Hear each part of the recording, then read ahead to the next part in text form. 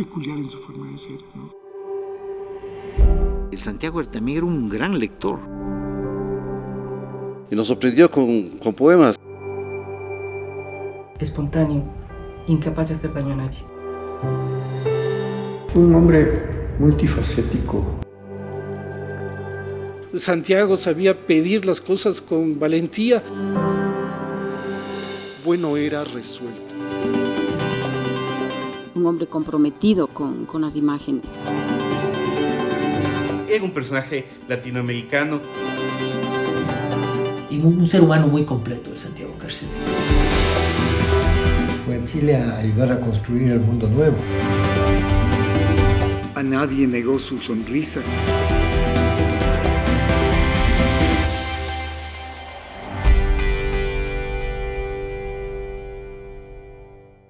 ¿Vos sabías que el Santiago fue novio de la Bachelet? Ah, sí, algo de eso me comentaron.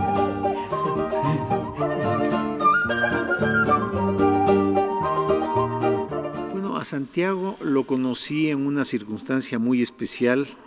Él vivía ya en Chile en los años 70. Yo con un gran amigo, con Diego Carrión, muy jóvenes todavía, nos fuimos a dedo a Chile. Y bueno, Chile era una experiencia ese rato, mundial, maravillosa, con toda una propuesta tal vez distinta, la primera propuesta distinta de lo que podía ser una especie de socialismo en democracia. Y lo cierto es que, nos instalamos o nos quedamos en Chile y resulta que alguna vez alguien me contó que había un ecuatoriano que hacía teatro, que era actor de teatro y que debía conocerlo. Entonces me acuerdo que una tarde o casi en la noche fuimos al teatro, ya, al grupo en el cual estaba Santiago, que presentaba una obra que se llamaba, era sobre Vietnam, y Santiago cantaba y una canción que tenía un estribillo que decía: los vietnamitas son chiquititos, sí, pero con unos corazones así de grandes, así. Y cantaba Santiago, que tenía una excelente voz, además tenía una voz de actor muy fuerte. Creo que se destacaba muchísimo de aquel grupo, ¿no? Era el teatro de la Católica, el Teatro Ensayo de la Universidad Católica de Chile, dirigido por Óscar Castro, que luego se hizo una figura muy relevante en el teatro, incluso en Francia, porque finalmente se exilió en Francia Castro, ¿no? Entonces, claro, lo vi, me acerqué, me dio, digamos, muy poca pelota, porque realmente estaba rodeado de sus fans, ya. Era un tipo de obra que atraía a mucha gente joven, a lolos de los últimos años de colegio, pero también estudiantes universitarios y gente que un poco del movimiento cultural más de izquierda. Entonces, claro, en realidad nos saludamos brevemente, nos presentamos y luego perdimos contacto. Yo diría, no nos vimos, nos volvimos a ver con frecuencia. Sin embargo, ya pasaron los años, estoy hablando del 72, 73, y comenzamos a encontrarnos, porque había sitios en los cuales siempre había la posibilidad de hacer algo de vida social, ¿no? En el contexto de un proceso político muy intenso, como fue el proceso político de Allende. El golpe nos sacó de Chile con una patada en cierta parte del cuerpo, ya. Una experiencia muy dura que la compartimos con Santiago. Y luego ya acá, claro, en esta condición de retornados forzados a un país que no nos recibió con los brazos abiertos, eso sí, la pasamos mal en un comienzo. Entonces eso generó también una relación muy estrecha, muy solidaria con Santiago. Santiago tenía un rasgo muy importante, que era muy solidario con sus amigos, y yo en ese sentido debo recordar que me dio una mano increíble a mí en ese momento muy duro, personal muy duro, que me permitió incluso con el tiempo vincularme con la Católica y hacer carrera universitaria, ¿no? Y yo creo que ahí se armó ya una amistad que arrancó en los años 70, ¿no?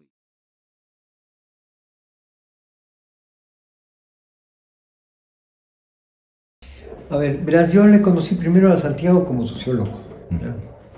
Santiago fue un hombre de las ciencias sociales y estuvo imbuido durante mucho tiempo en esa preocupación. De ahí él deriva a el desarrollo de otra inquietud que era inmanente en él, que era el arte. Él es poeta y por ahí viene la vertiente de conocer el universo audiovisual, el universo del cine. Yo le conozco o tengo contactos con él en los años 80, a partir de exactamente el año 83-84, cuando él regresa de Brasil después de haber hecho un taller sobre video. Entonces él regresa y entra ya directamente al universo del cine en el Ecuador, a sumar, digamos, ese empeño en el cual tú también estás. Y claro, la intención era trabajar juntos. En esa época Santiago trabajaba en el Departamento de Audiovisuales de la Facultad de Arquitectura en la Central. Y él hacía documentales, ¿sí? Creo que había hecho algunos documentales. Yo creo que siempre Santiago añoraba volver a las tablas. Bueno, y de ahí yo creo que su primera obra, hablábamos hace un momento de Bernarda Alba, es poner en el cine una obra de teatro que es clásica, ¿no? La de García Lorca, ¿no? La primera película que él hizo fue Bernarda Alba.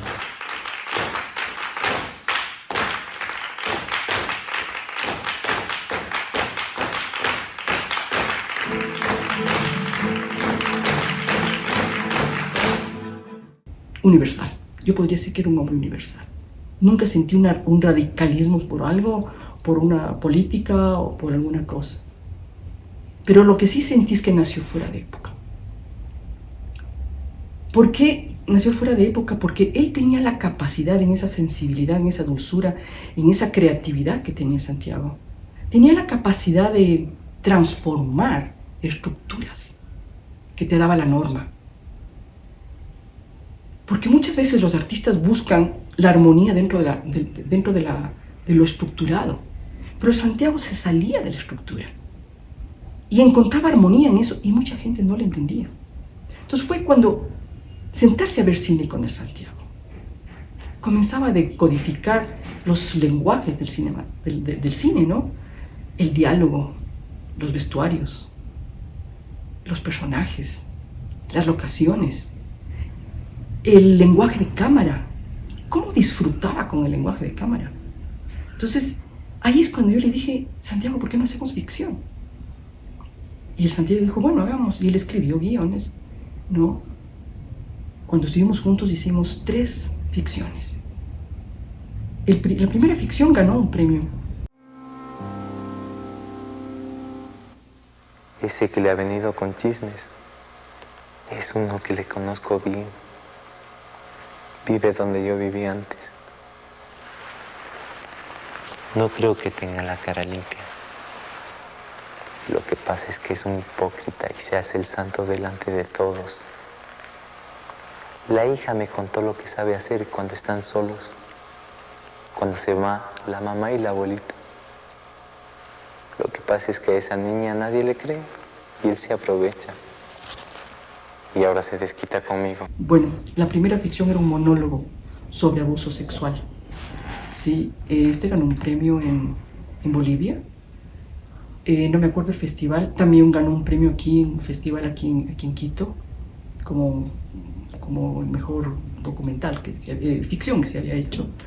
Luego hicimos El hombre de la mirada oblicua, basado en la novela de Javier Vázquez. Comencé a leer algunos textos de él y me encontré con El hombre de la mirada oblicua. Me gustó muchísimo este cuento porque tiene una virtualidad y es que el Javier lo escribe de una manera tan particular que lo describe en base a una multiplicidad de imágenes. Yo diría casi que es un cuento cinematográfico.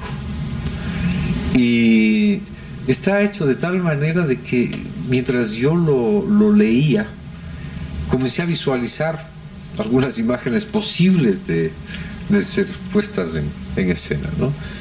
Eso me gustó muchísimo, y cuando terminé el cuento, además de que me gustó la manera literaria, cómo está hecho, ¿no es cierto?, el estilo con el que está escrito el cuento, me gustó la historia en sí.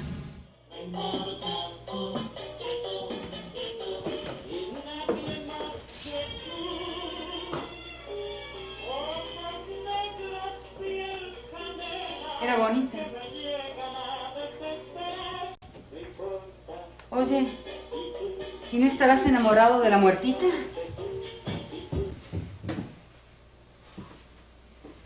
Jodas.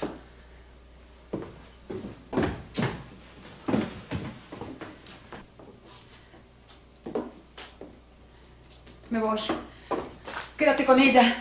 A lo mejor te hace el amor y encima no te cobra.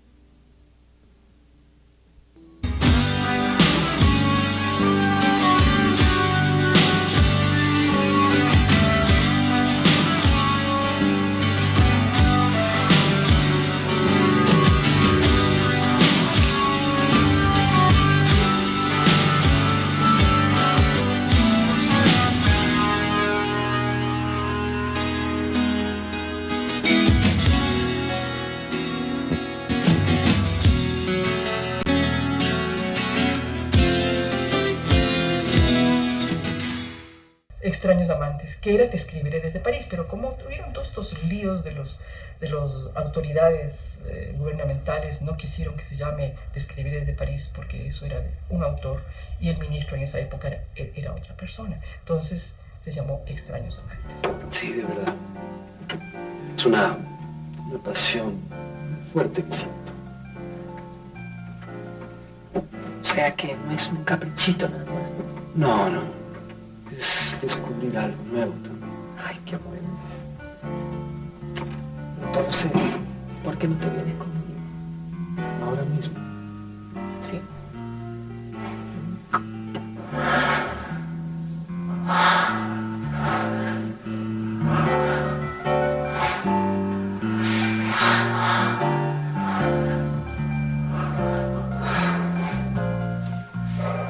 Fue una experiencia dura, interesante. Creo que para Santiago fue un reto bastante difícil, no solo por el manejo del tema, sino también por la puesta en escena, ¿no? que era bastante complicada, por lo escabroso del tema y la necesidad de alguna manera tener una cierta fidelidad o correspondencia con el cuento de Raúl Vallejo.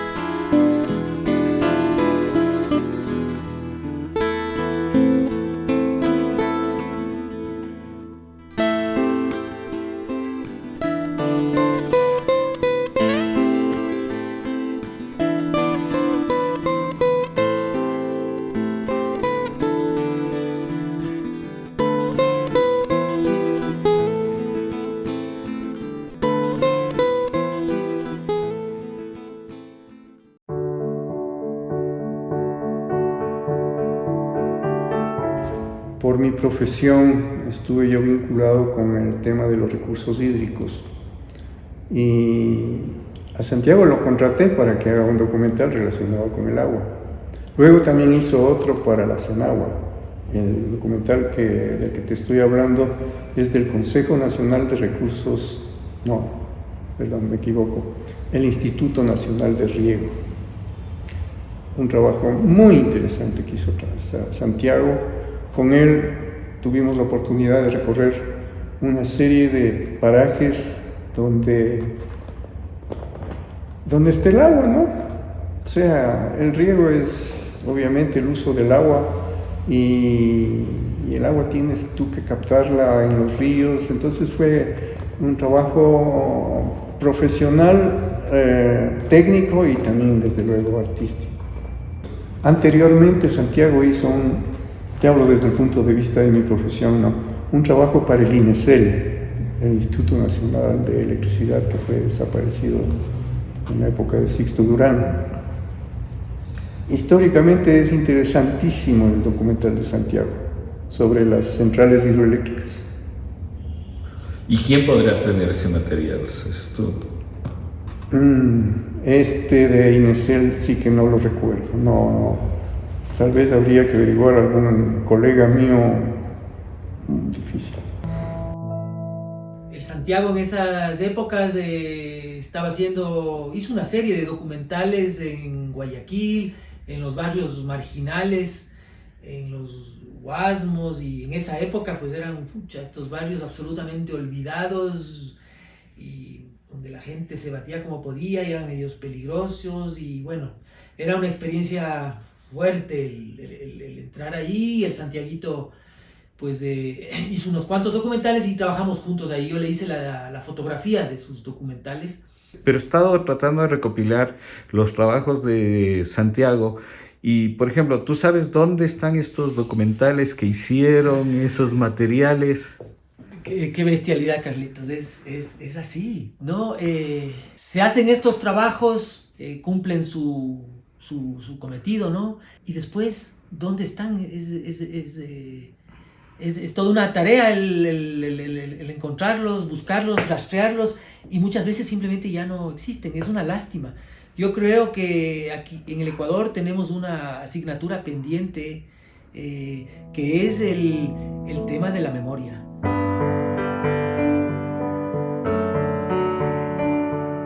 Él guardaba consigo un cuaderno bastante amplio de poemas, y yo recién conocí esa faceta cuando él se unió también a la Pedrada Zurda. Y nos sorprendió con poemas. Yo estaba esperando que él saque cámaras, no sé, que muestre videos o algo así. Pero no, lo que nos enseñó fue sus poemas. Y ese es el trabajo que hay que realizar, ¿no? Rescatar y desenterrar a los creadores. También tenía el trabajo de Alfaro Vive, tenía el trabajo de Ramiro Jácome, ¿no? Además del cine, también la fotografía, ¿no?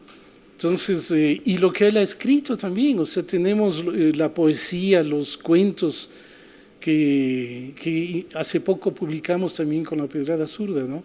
Y en los diálogos ya de Bohemias entre la Pedrada, que es una composición entre sociólogos, antropólogos, músicos, pintores, entonces llegábamos a la conclusión que él decía que las artes va un poco a dar un salto a la juventud, ¿no? Que incluso puede sustituir a las religiones. Yo le conocí siempre como cineasta.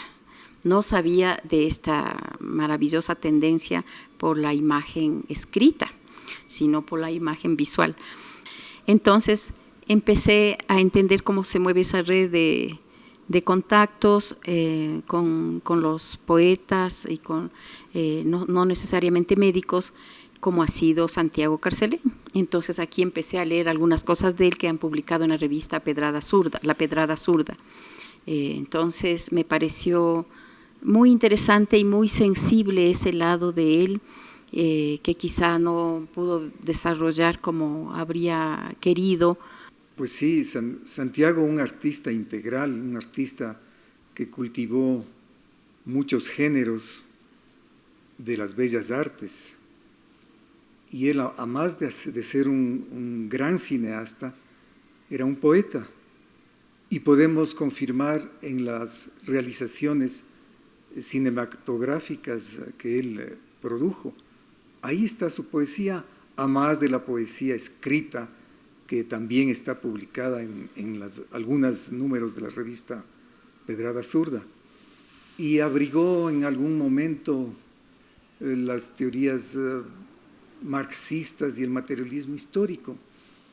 Pero su condición de hombre libre, y viendo que las trabas a la libertad se daban por ahí, acudió a la pedrada zurda, porque en nuestro campo de acción artístico no hemos reconocido de ninguna manera ni dogmas ni trabas, y pues con su sensibilidad, su deseo de libertad, su energía, pues él se declaraba un ácrata surrealista.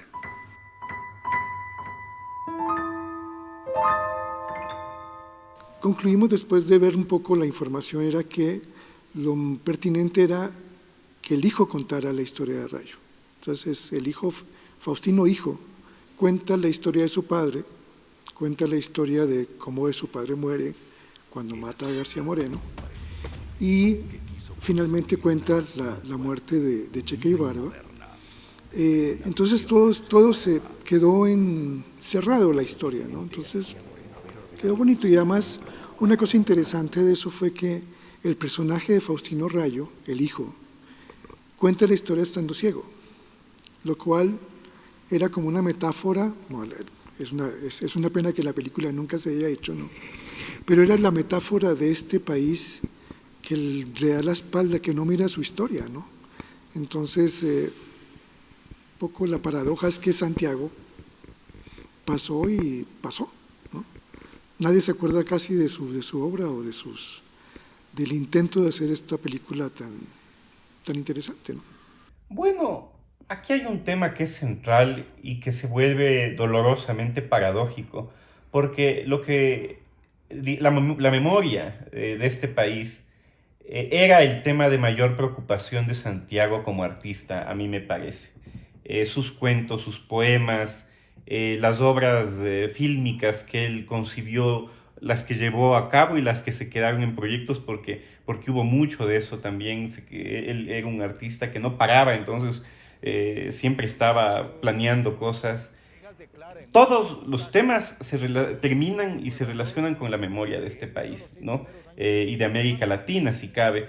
Pero es muy doloroso desde el punto de vista paradójico que justo un artista cuya mayor preocupación y su principal objetivo a través del arte era rescatar la memoria, esté también en los márgenes del olvido, y se cree de algún modo una simetría con la figura que él le obsesionaba, que era la de Camilo Egas. Yo recuerdo que hablamos mucho con Santiago sobre Camilo Egas y la vocación del Santiago de rescatar la obra y la memoria sobre Camilo Egas. Y a él decía cómo es posible que hayamos dejado pasar a Camilo, que no hayamos como país luchado por recuperar sus murales perdidos. Y un poco me da la impresión que el personaje se comenzó a volver en el mismo Santiago, porque parte de su obra yo entiendo que se ha perdido, que no aparece, otra parte de algún modo es posible rescatarla, pero él como personaje también vivió en el olvido y en el ostracismo, es decir, uno de los grandes intelectuales ecuatorianos, uno de los grandes artistas completos ecuatorianos, vivió años muy complicados en su última etapa. Él era muy activo, ¿no? Siempre estaba proponiendo proyectos, pero casi nunca, cuando él tocaba puertas, se le abrían esas puertas del Santiago. Y eso es doloroso, porque me parece que este país a los artistas maltrata y duro. Y Santiago es un ejemplo de eso, uno de los hombres más brillantes que yo he conocido, más activos. No dejó nunca de producir y las puertas se le cerraban en la frente muy constantemente. Vuelo de carroñas. El cielo de Quito está de luto, con negros nubarrones se ha arropado. Los jilgueros, los gorriones, los mirlos, las palomas, las tórtolas, colibríes, huirachuros y quilicos, de luto eterno se han trajeado. Con sus vuelos rasantes y veloces, enfilan sus miradas al trofeo putrefacto que se ofrece apático, indiferente generoso para ser devorado. Se han vuelto aves de rapiña, no tienen que hacer muchos esfuerzos, saben dónde abunda la inmundicia. El olor purulento los guía a su objetivo. Ahora revolotean sin prisa, el banquete es abundante. Se posan en las cornisas de mansiones, de templos, de palacios, de hospitales arruinados. Por más que luzcan bellamente engalanados, ya no hay cómo disfrazar tanta inmundicia, de donde brotan olores repugnantes. La peste se ha instalado y quienes habitan en ellas serán para siempre cadáveres insepultos.